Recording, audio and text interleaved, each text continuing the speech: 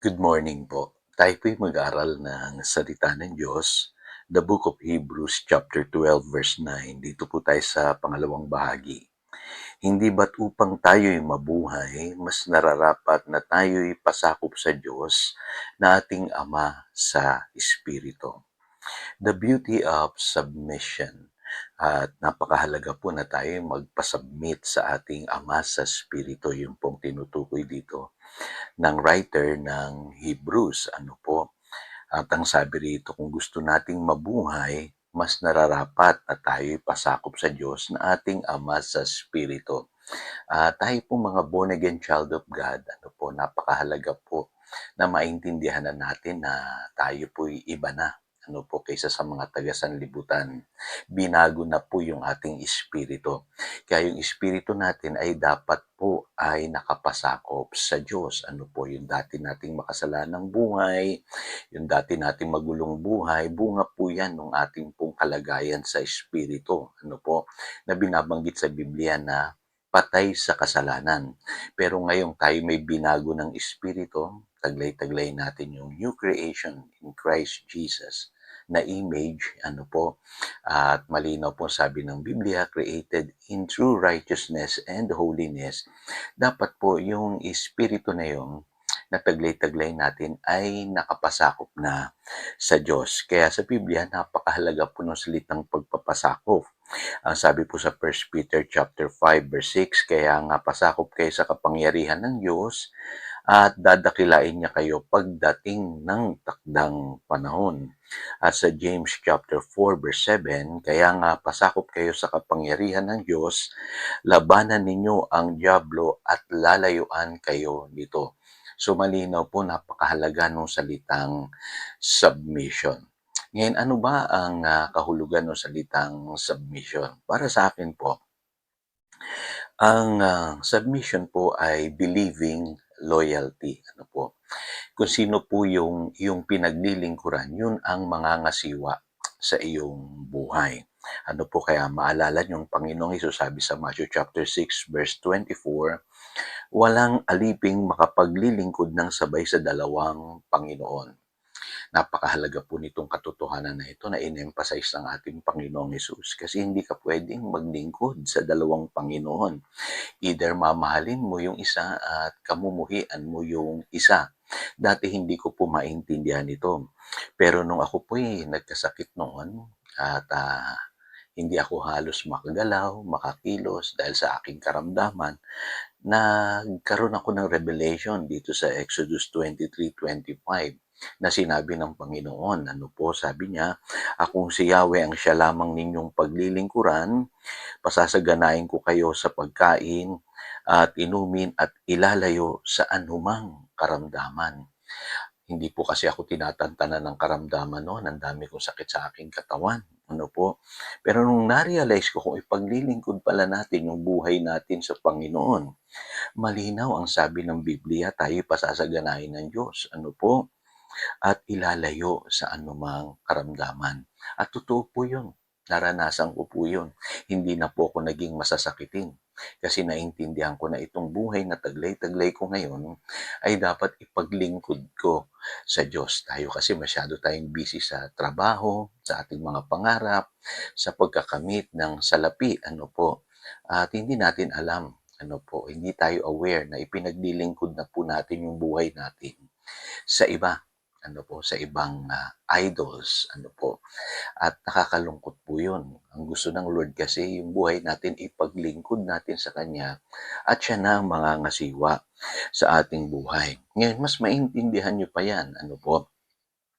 Kasi totoo naman po yun madaling magsabi na ikaw ay sumasampalataya. Pero hindi lahat ay tapat or loyal. Ano po?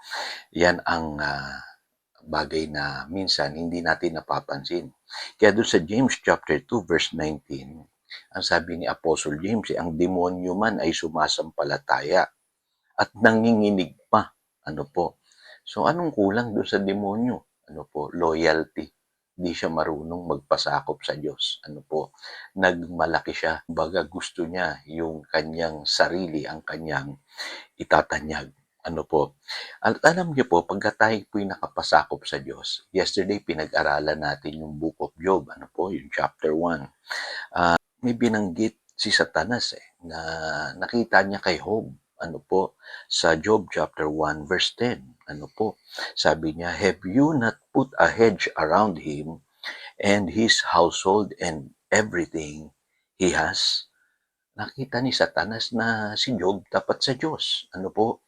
Kaya merong hedge of protection around Job sa kanyang pamilya at sa kanyang ari-arian. So ano yung hedge of protection na yun? Sa Tagalog po, ang hedge po, ang ibig sabihin niyan, bakod. May bakod ng protection yung buhay ni Job at ng kanyang pamilya dahil siya ay tapat sa Diyos. Now, tayong mga believers, ganun din po tayo. Ano po? Iniingatan tayo ng Diyos. Ano po? Kaya mapapansin nyo, ano ang pagkakamaling nagawa ng prodigal son doon sa Luke chapter 15? Ang pagkakamali niya, umalis siya sa tahanan ng kanyang ama. Akala niya, kaya niyang mamuhay sa kanyang sarili. Ano po? Ang nangyari, mas lalo siyang nahirapan sa buhay na ito. Kaya kung ako po'y tatanungin nyo, mas gugustuhin kong magpasakop sa Diyos, maging loyal sa Diyos, kaysa maghirap at mapunta sa teritoryo ng kaaway. Kaya totoo po yun, yung mga tao na hindi marunong magpasakop sa Diyos. Kadalasan po katulad ng prodigal son, nararanasan nila yung matinding paghihirap sa buhay. At napupunta sila doon sa teritoryo ng kaaway. Ngayon, itong salitang loyalty, ito po ay forgotten truth. Ano po? Kadalasan hindi na natin ito naririnig. Ano po? Pero sa Biblia po malinaw, dapat maging loyal tayo sa Diyos kasi likas sa tao ang rebelde.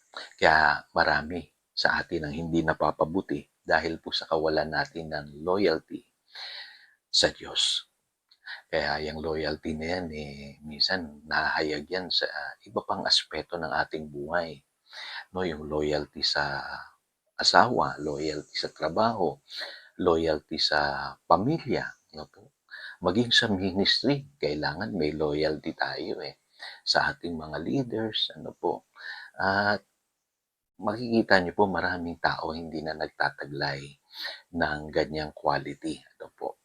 O yung tinatawag na faithfulness and loyalty. Kaya alam niyo po, napakahalaga ng submission. Ang submission kasi, uulitin ko po, ay believing loyalty. Hindi ka lang naniniwala, nagpapasakop ka at tapat ka. Ano po? Kasi kung matututo ka ng submission, malinaw po sinasabi sa 1 Peter chapter 5 verse 6, ang Diyos mismo magpo-promote sa iyo. No? Number 2, ang buhay mo magiging madali. Sabi sa Hebrews chapter 12 verse 9. Number 3, malinaw na ikaw ay poproteksyonan ng Diyos kung ikaw ay tapat sa Kanya. Pwede mong labanan ng dyablo, sawayin mo siya, no? At aalis siya. Napakahalaga ng submission. So tayo po'y manalangin. Dakilang Diyos, salamat po. At muli, alam ko po itong katotohanan na ito ay kailangan namin sa panahon namin ngayon. Yung tinatawag na believing loyalty, yung submission na totoo. Kaya Panginoon, turuan mo kaming magpasakop sa iyo na aming Ama sa Espiritu. At alam namin, mararanasan namin na sa buhay na ito mapopromote kami, magiging madali ang buhay, at higit sa lahat, meron kaming protection. Salamat po. Purihin ka. Yan po aming panalangin in Jesus' name. Amen. Again, ito si Pastor Jojo nagpapaalala upang daluyan tayo ng pagpapala, manatili tayo sa kanyang salita. Good morning.